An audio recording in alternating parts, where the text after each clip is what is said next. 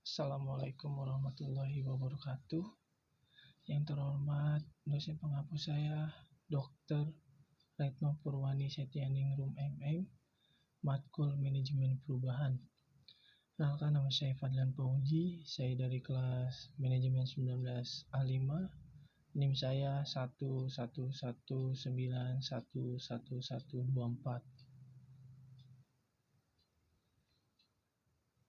Bab 1. Perubahan. Pendahuluan.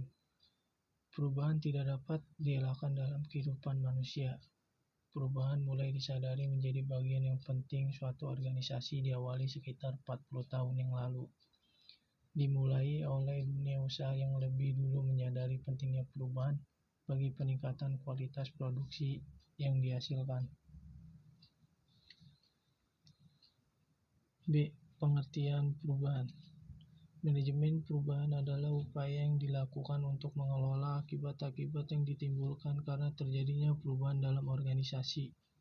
Perubahan dapat terjadi karena sebab-sebab yang berasal dari dalam maupun dari luar organisasi tersebut.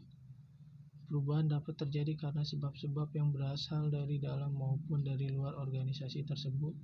Tidak banyak orang yang suka akan perubahan, namun walau begitu perubahan tidak bisa dihindarkan, harus dihadapi.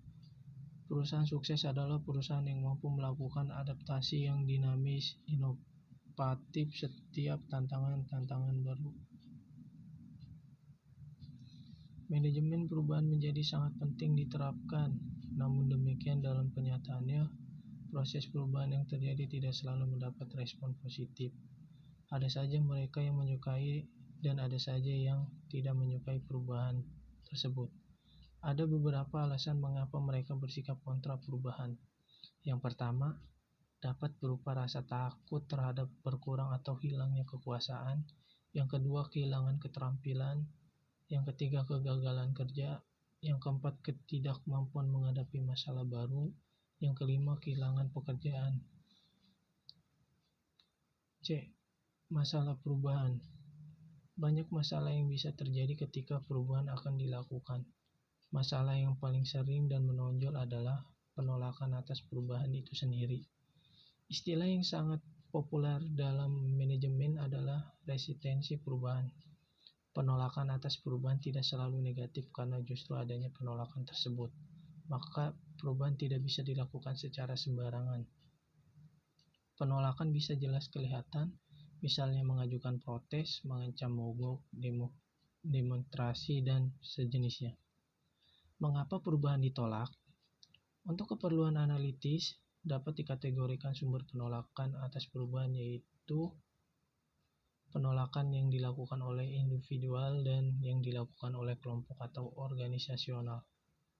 Terdapat 6 sumber penolakan atas perubahan.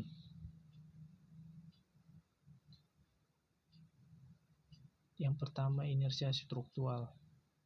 Artinya penolakan yang terstruktur, organisasi, lengkap dengan tujuan, struktur, aturan main, urangan tugas, disiplin, dan lain sebagainya menghasilkan stabilitas. Jika perubahan dilakukan, maka besar kemungkinan stabilitas terganggu. Yang kedua, fokus perubahan berdampak luas. Perubahan dalam organisasi tidak mungkin terjadi hanya difokuskan pada satu bagian saja karena organisasi merupakan suatu sistem. Jika manajemen mengubah proses kerja dengan teknologi baru tanpa mengubah struktur organisasinya, maka perubahan sulit berjalan lancar. Yang ketiga, inersia kelompok kerja.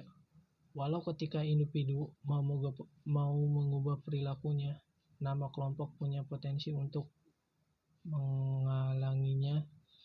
Sebagai anggota serikat pekerja, walau sebagai pribadi kita setuju atas perubahan, namun jika perubahan itu tidak sesuai dengan nama serikat kerja, maka dukungan individual menjadi lemah.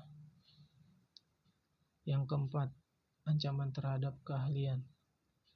Perubahan dalam pola organisasional bisa mengancam keahlian kelompok kerja tertentu, misalnya pengguna komputer untuk merancang suatu desain, mengancam kedudukan pada juru gambar. Yang kelima, ancaman terhadap kekuasaan yang telah mapan. Mengintroduksi sistem pengambilan keputusan partisipatif seringkali bisa dipandang sebagai ancaman kewenangan para manajer tingkat menengah. Yang keenam, ancaman terhadap alokasi sumber daya.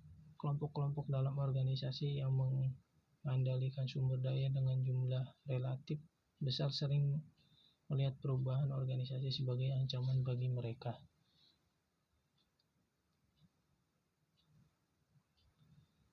Taktik mengatasi penolakan atas perubahan. George dan Fritz Jr. mengusulkan ada 6 taktik yang bisa dipakai untuk mengatasi resistensi perubahan. Yang pertama, pendidikan dan komunikasi. Berikan penjelasan secara tuntas tentang latar belakang, tujuan, akibat dari diadakannya perubahan pada semua pihak. Komunikasikan dalam berbagai macam bentuk, ceramah, diskusi, laporan, dan presentasi. Yang kedua, partisipasi. Ajak serta semua pihak untuk mengambil keputusan. Pimpinan hanya bertindak sebagai fasilitator dan motivator. Biarkan anggota organisasi yang mengambil keputusan. Yang ketiga, memberikan kemudahan dan dukungan. Jika pegawai takut atau cemas, lakukan konsultasi atau bahkan terapi. Beri pelatihan-pelatihan memang memakan waktu, namun akan mengurangi tingkat penolakan. Yang keempat, negosiasi. Cara lain yang juga bisa dilakukan adalah melakukan negosiasi dengan pihak-pihak yang menentang pihak perubahan. Cara ini bisa dilakukan jika yang menentang mempunyai kekuatan yang besar. Yang kelima, manipulasi dan kooptasi. Manipulasi adalah menutupi kondisi yang sesungguhnya. Misalnya, memutar fakta agar tampak lebih menarik dan tidak mengutarakan hal yang negatif. Kooptasi yaitu dilakukan dengan cara memberikan kedudukan penting kepada pimpinan penentang perubahan dalam mengambil keputusan. Yang keenam, paksaan. D. Tujuan dan manfaat. Perubahan mempunyai manfaat bagi kelangsungan hidup suatu organisasi. Tanpa adanya perubahan, maka dapat dipastikan bahwa usia organisasi tidak akan bertahan lama. Perubahan bertujuan agar organisasi tidak menjadi statis, melainkan tetap dinamis dalam menghadapi perkembangan zaman dan kemajuan teknologi. Sekian dari saya.